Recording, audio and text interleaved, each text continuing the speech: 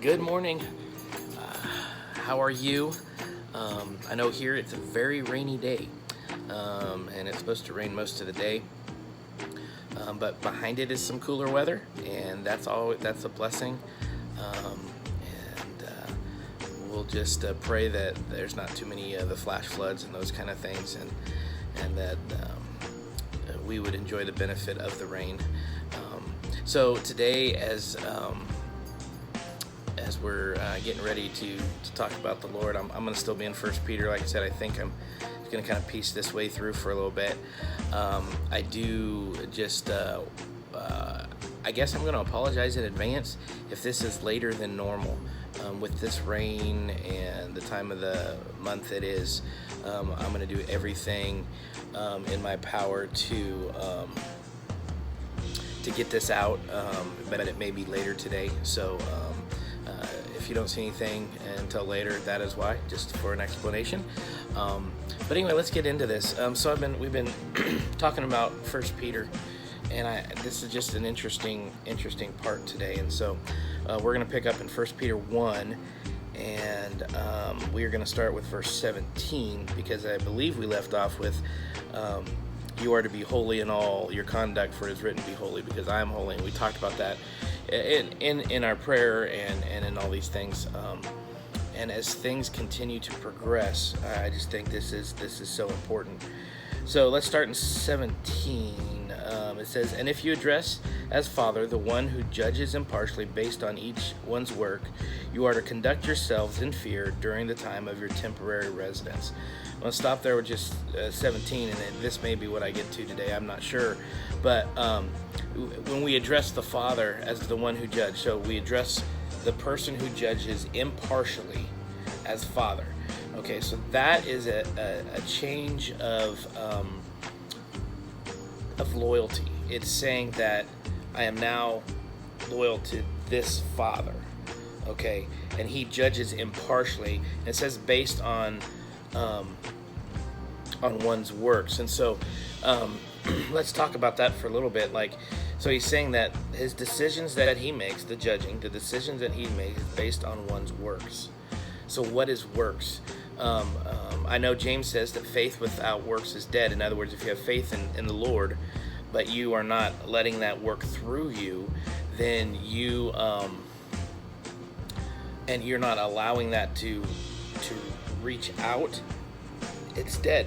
There's another way to look at works, and I don't think we always have to think of it as something that we do for everyone else. But sometimes the works that he's talking about is based on his works. He's making decisions based on our relationship with him, that we have worked to say, you are Father. It's that surrender. Sometimes that's the work, is that and think about it. Sometimes when God's working with you in a situation or dealing with you in issues, that all of a sudden that becomes the work. It's that surrender, that complete laying down of those things and giving them back to Him. And so that changes His decisions towards us. Let's go back to the thief on the cross. I mean, remember me is all He said. And I've said this over and over again. I mean, it wasn't like he made a statement of faith. He was baptized. He just said, just remember me. I mean, he just said, just think about me. And he looked, and for Jesus, he saw that as complete surrender. Where the other thief was demanding a freedom from the cross, but he still wanted control of his life. This thief was like, just remember me when you go. In other words, I know where you're going. I feel like you're going to wherever, but just remember when you go with me. And he goes, and then, Jesus makes that amazing statement that today you will be with me in paradise. And it was like that judgment for that man was based on a work of a surrendered heart, and saying, I don't deserve to be with you, but just remember me, and it makes the change. So when we look at this, I want us to understand. And then it says this, for you, you are to conduct yourselves in fear during the time of your temporary residence. Well, if this is based on a decision of surrender, and He's judging us, then we have had this and we've changed our loyalty to him, then all of a sudden we are to conduct ourselves and fear, respect and honor of who he is. And all of a sudden now we realize that we are just in a temporary position.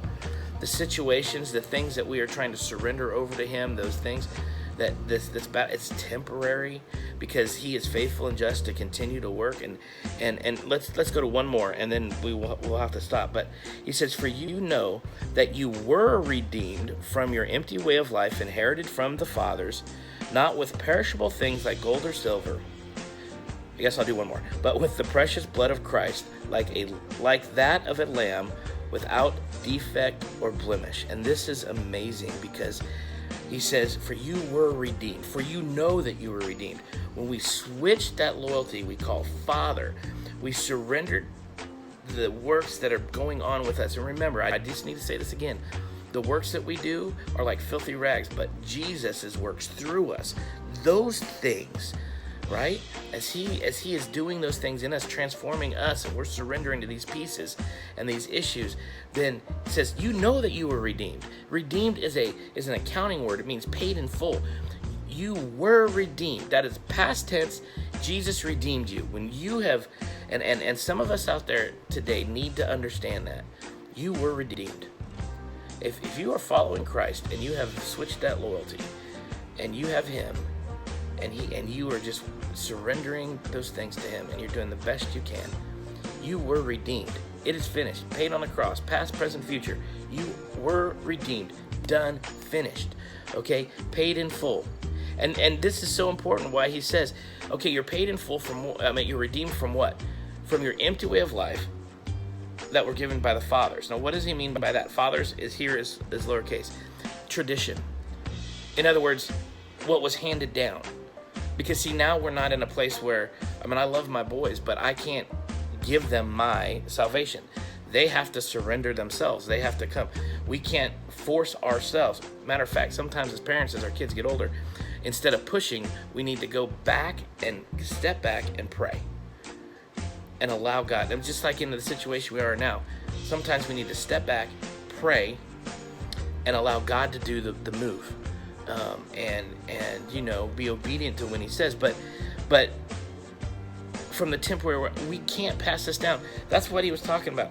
It doesn't matter about tradition. It doesn't matter about religion. It's not that. That is not going to save us. What is saving us is that following the Father, surrendering these issues and continuing to be obedient and allowing a process, not a moment in time. Sometimes I think that's where we failed in the church, is we've said the salvation is in a moment of time, boom, and then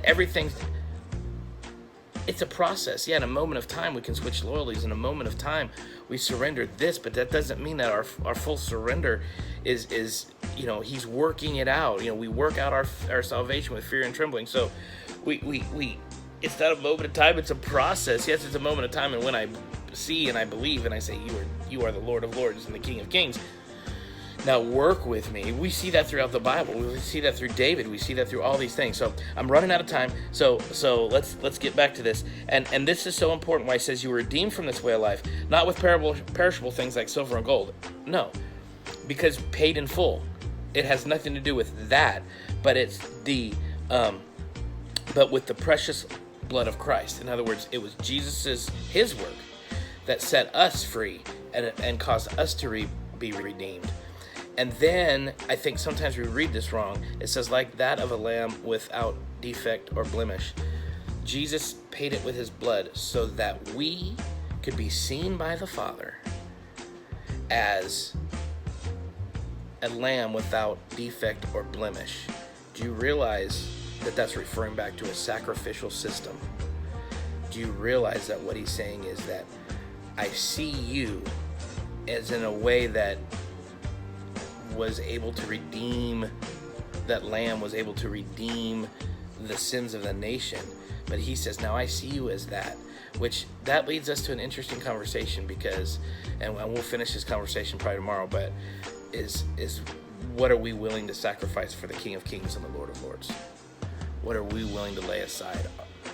And he sees us this way. I hope that encourages you, that he is seeing you, that all that stuff the enemy throws at you is not you. Guys, I love you to pieces. Father, I just pray that you would just anoint them for this day, that you would remind them of how you see them and how you see us. Father, I love you. Guys, I do love you to pieces. This is a little bit a longer one. We'll see you tomorrow, and have a great day. Don't get down with the rain. It's bringing cool weather. It'll be good. Love you guys. Bye.